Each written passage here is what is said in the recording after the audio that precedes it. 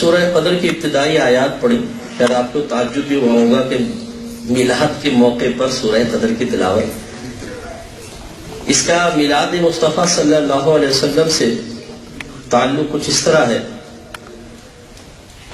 کہ سورہ قدر میں اللہ تعالیٰ نے ایک بات بیان فرمائی ہے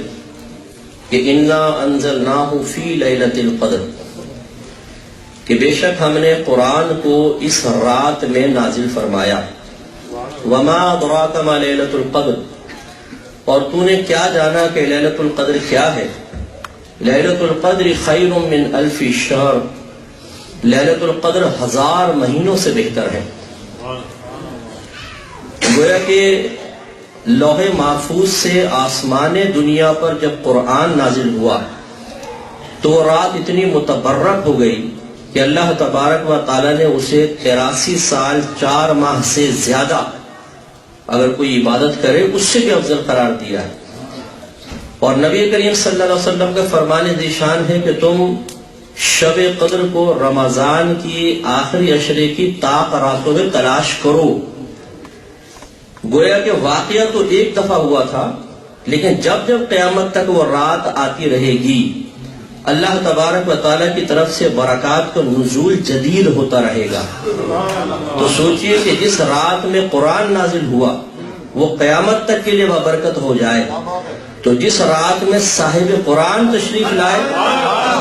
اس رات کی برکات نہ ہو، یہ کیسے ہو سکتا ہے؟ تو ہمیں قرآن ہی یہ درس دے رہا ہے کہ جس رات میں کوئی خصوصی، جس دن میں کوئی خصوصی واقعہ ہو، جب وہ رات کا یا دن کا عیادہ ہوگا اللہ تبارک و تعالی کی برکات جدید ہی نازل ہوں گی۔ لہذا جب ہمارے سرکار صلی اللہ علیہ وسلم کی پیدائش کا وقت قریب آیا تو آپ کی والدہ بی بی آمنہ رضی اللہ تعالیٰ عنہ فرماتی ہیں کہ میں نے عجیب و غریب مناظر دیکھے۔ میں نے دیکھا کہ فرشتے آسمان سے زمینوں پر آ رہے ہیں، اطراف میں بزرگ ہستیوں کی میں نے زیارت دیکھی، مجھ سے ایسا نور نکلتا تھا کہ اس نور کی روشنی میں نے شام کے محلات کو دیکھ لیا۔ اور فرماتی ہیں جب سرکار صلی اللہ علیہ وسلم کی ولادت باسعادت ہوئی تو آپ کا جسم اقدس بالکل ہر قسم کے آلائش سے پاک و صاف تھا،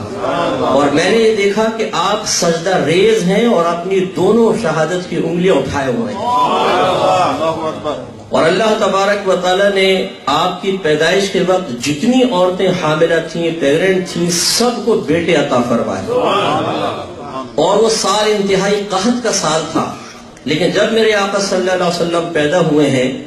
تو عرب اس بات پر گواہ ہیں کہ اتنی فصل ہوئی، اتنا چارہ ہوا، اور ہمارے اونٹوں نے اتنا چرا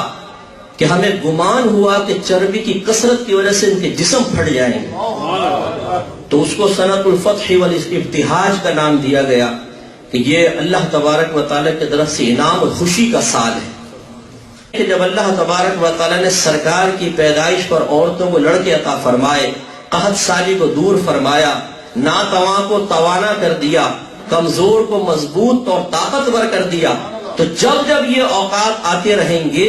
اللہ تبارک و تعالیٰ کی رحمت اور برکتیں اسی طرح نازل ہوتے رہیں گے۔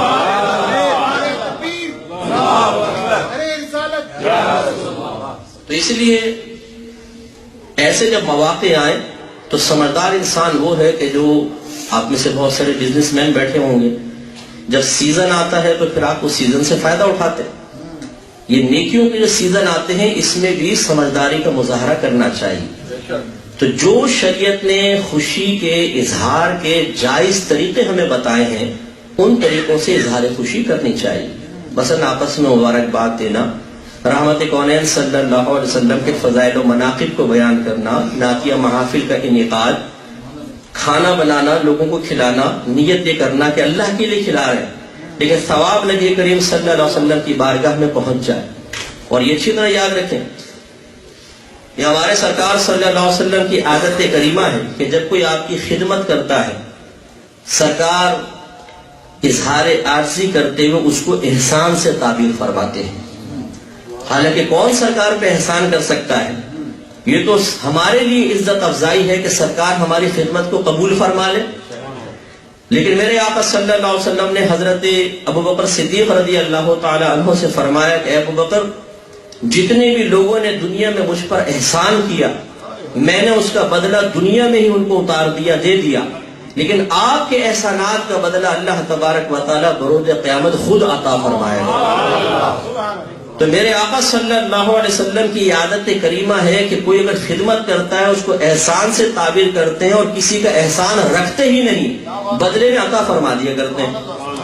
تو لہٰذا اگر کوئی خوش دلی کے ساتھ سرکار صلی اللہ علیہ وسلم کے لیے اہتمام کرتا ہے، پیسہ خرچ کرتا ہے، وقت نکالتا ہے، جیسے بھی آپ بیٹھے ہوئے ہیں، یہ بیکار نہیں ہے۔ اللہ تبارک و تعالیٰ کی کرم و عطا سے بارگاہ رسالت میں آپ کی حاضری مقبول ہو گئی تو پھر سرکار فیض جاری فرما دے۔